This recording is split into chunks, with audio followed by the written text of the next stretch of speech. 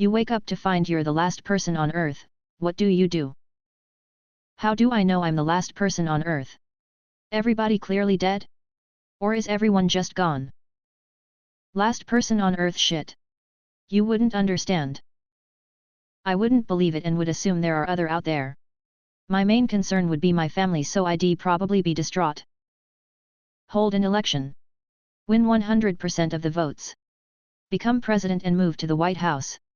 Every month make a poll. Always get 100% approval rating. Deleted. Go back to sleep. Panic attack. Go to the nearest supermarket and eat all the cheese. All. They. Cheese. Comment last on every YouTube video. Are people dead or gone? If gone, I go shopping.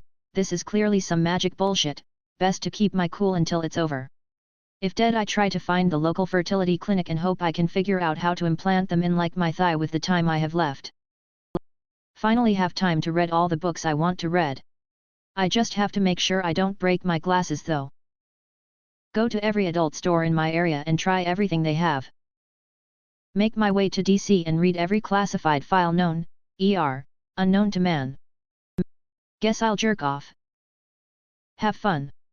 Blow shit up, find a Lamborghini and go 200 miles per hour on a highway, stuff like that. What stopped you from ending your own life? I am the only person who regularly visits my mom, who lives in a nursing home.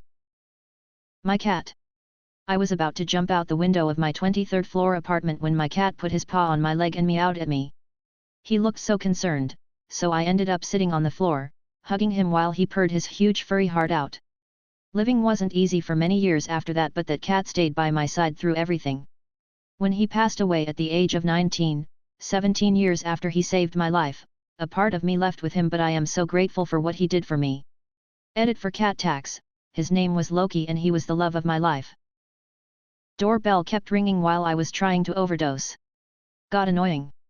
Answered because it was around the time my neighbor usually had their shopping delivered and wanted to do one last good deed by accepting the delivery. Turns out it was some friends checking in on me. The fear of not doing it right. And existing in an even worse state that I am. I didn't want to live, but I didn't want to die either. Edit, this was a few years ago, I'm doing better these days. That if I did, my kids would be the ones to find me. And when I was crying and putting the bottle of pills back, my daughter, 5, came in my room, gave me a hug and said, "I love you, Mom," and then she ran off to play. I had a moment where I was very close to jumping off my balcony. I realized I could be dead or I could just do whatever I had always wanted to do, because it wouldn't matter if it all went to shit if the alternative was to be dead. Quit my job a couple days later and changed my career, kick-started the few years that changed my life forever. 7 years later, I'm sober, thriving, taking my meds every day, and have the best partner ever. I'm not going to pretend my mental health is always perfect, but I've come a long way. Edit typo. Mom's still alive. My brother was killed by a drunk driver. I figured losing 2 sons would be too much for my mother. Gonna sound incredibly dumb compared to the rest of these answers, but a video game. I was setting up a date, packing up to make it easier for my parents when they come down to empty my place, tying loose ends, etc. Then a game I had pre-ordered like a year ago came out. I said, why not? Just a few more days.